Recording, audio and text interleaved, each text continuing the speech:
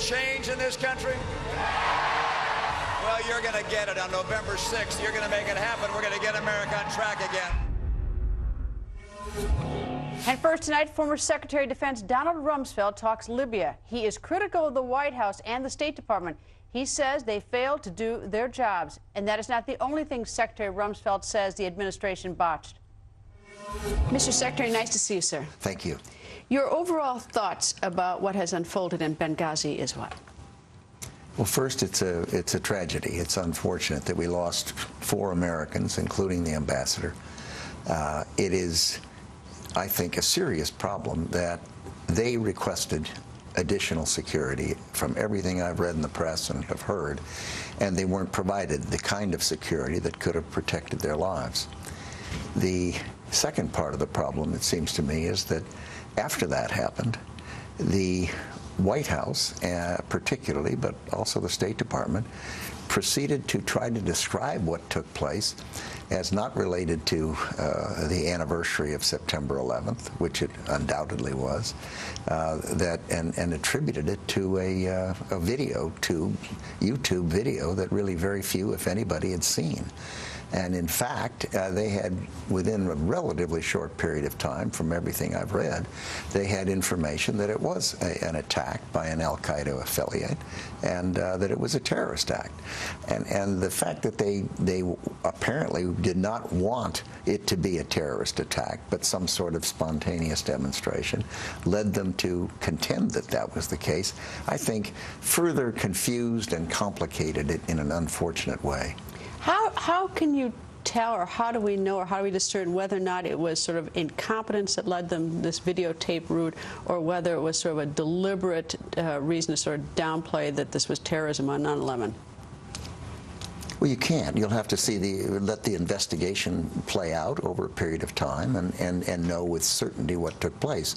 But it clearly, the killing of those 4 individuals and the fact that proper security wasn't provided and the narrative that came out of their mouths did not, it fit exactly what their political narrative was.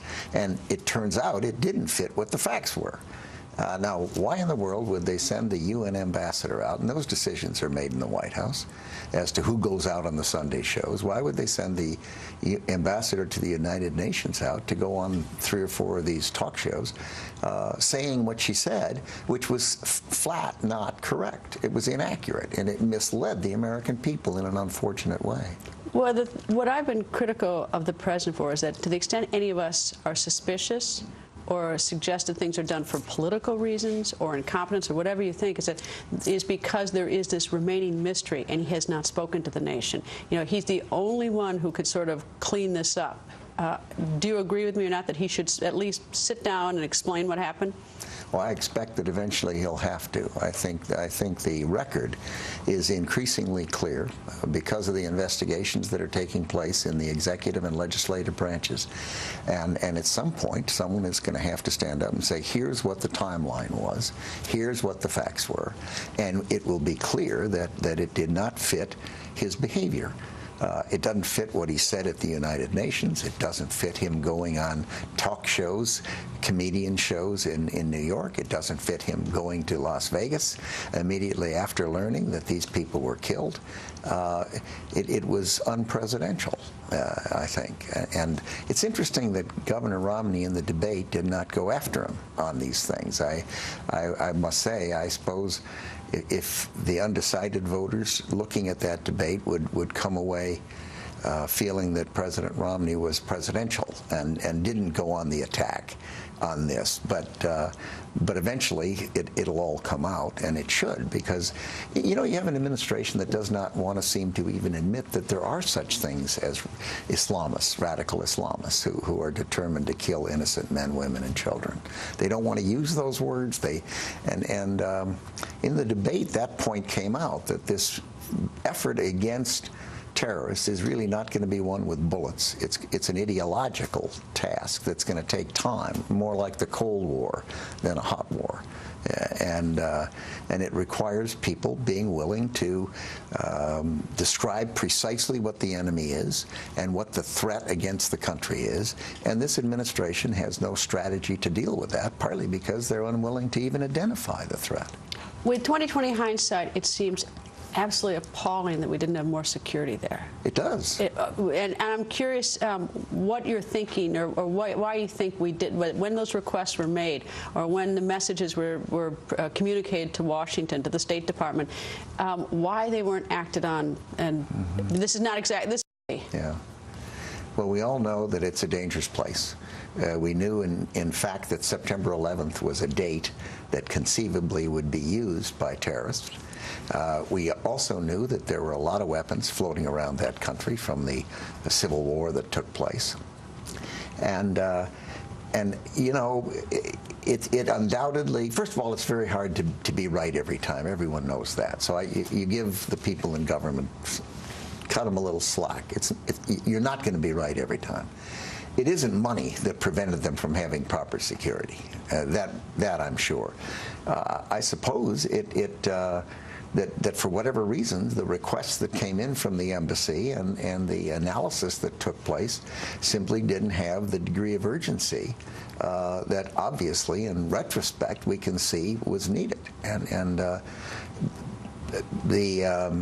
I don't attribute it to bad motives. I don't attribute it to conspiracy or some political thing. I think it generally, when government misses something, it's a lack of competence. And the responsibility, we know the ambassador fulfilled his responsibility because he made the request. The State Department obviously didn't, and the White House obviously didn't fulfill their responsibilities. But when the IED went off and blew a big hole in the gate in June, and if you have Britain pulling out, you know, I mean, there are some really good signs there that there's something wrong. I mean, that would certainly alarm me if I was seeing that this place needed a little extra security. And if the ambassador, of course, that was later asked for it. It really, even with 2020 hindsight, you know, realizing that that's advantageous, it's hard to see why they didn't do it at the time. I agree. There were clearly threats. There were clearly other embassies that saw the threats and moved out. And they were on notice, and they didn't respond with the kind of security, which is terribly unfortunate. What is even worse from the standpoint of the American people, not worse, but of a kind, is the way it's been discussed after the fact. It has been all of this bobbing and weaving and explanations that are arguments of convenience, but not real explanations, and that prove themselves wrong within a relatively short period of time. We've seen a whole series of them from the State Department, from the White House spokesman, from the UN ambassador, from the president, that now, when you look at them, just didn't bear up over time as being accurate. Well, it's interesting. Press Secretary Jay Carney said, I think it was yesterday, that when Fox News jumped on the emails that came out a couple nights ago that said that during the time that this was going down, that the State Department had information that the terrorist group had taken credit for it on social media, his response yesterday is, well, you all in the room, in the media, you could have all gotten access to this. You could have gone on social media essentially and gotten it. So they're so deflecting away from them any sort of responsibility to inform. Yeah. And I think the Secretary of State said that something on Facebook is not evidence. Well, it's a fact. It may not be conclusive evidence, but it's a fact. And I find the whole thing most unfortunate, and of course the worst part of it is that we lost some lives of people who deserved better of us as a country and as a government. The Secretary of Defense, the President, Vice President were in the Oval Office at some point as this was going down, this whole crisis at Benghazi. I'm curious, what do you imagine sort of is the discussion that goes on at that time when you know in real time that a consulate's under attack? What would you expect? Well, several things. The first response has to be the lives of the people involved. What do you do about that? If you forget the fact that you didn't have the proper security there in the first place, and you begin with the fact that it's under attack, and you have Americans there serving the country, what can you do about it? And that process then is the responsibility of the people in the Department of State and the National Security Council, and ultimately the Central Intelligence Agency, who may or may not have operatives in the area, and the Department of Defense, who has assets in some hundreds of miles away. And what can they do? And they begin that process of figuring out what might be done. And apparently there was an unmanned aerial vehicle overhead that was in fact observing what was taking place. Was there any sort of military action? Some are critical that during the 7 or 8 hour period, however long it was, that our military. I mean, I don't know what was behind the scenes, what was done, or what was at least put in action. Mm-hmm. But do you have any criticism or even thought about the military response or lack thereof? Well, we know that destroyers were moved towards the Libyan coast. We know that the Sigonella base in the island off Italy has capabilities there, U.S. capabilities. And until I knew more about what the facts were, what assets were within reach, and what requests were made, I wouldn't really be in a position to be critical or complimentary. I just don't know. Former Secretary of State Colin Powell today has endorsed President Obama again. He did 4 years ago. Any thought on him endorsing President Obama for another 4 years? No, no surprise. He endorsed him 4 years ago. I would expect he obviously timed it to try to be helpful, particularly helpful, since the momentum it clearly is moving in the other direction, away from President Obama, and I suspect that he and the White House timed it to try to be helpful to the president. But it's no surprise. He supported him last time.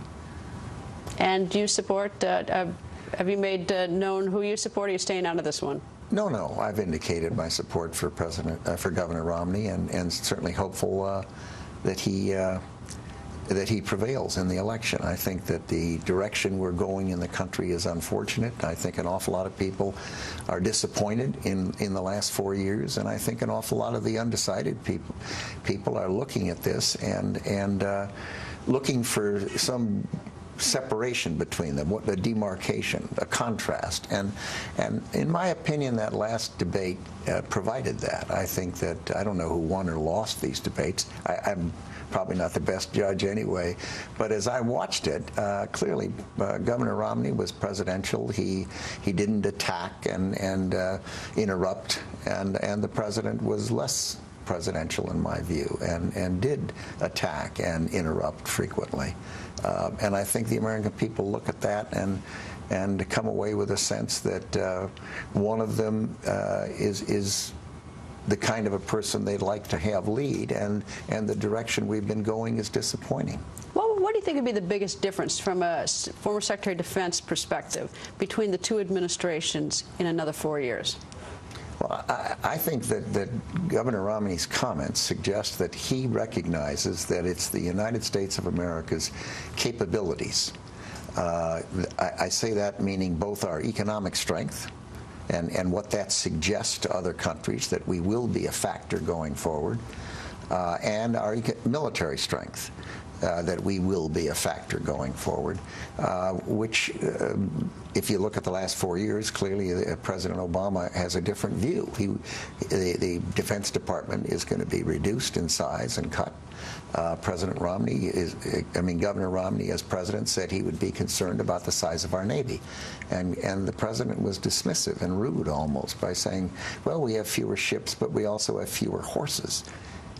This from a man who never served in the military, and I think people listen to that and would recognize that we need ships. We need a strong Navy, a healthy Navy. Why? Well, because we have economic intercourse across the globe.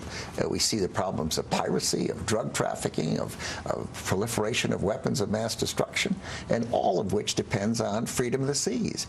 And to be dismissive about the size of the Navy and say, well, we have aircraft carriers, you know, that we call them aircraft carriers, and airplanes land on them, was kind of almost kindergarten-ish. I was stunned by it. My father was on a carrier in World War II. I was a Navy pilot, and I sat there and listened to that, and I thought, my goodness, what a response that was. It was so small and not large.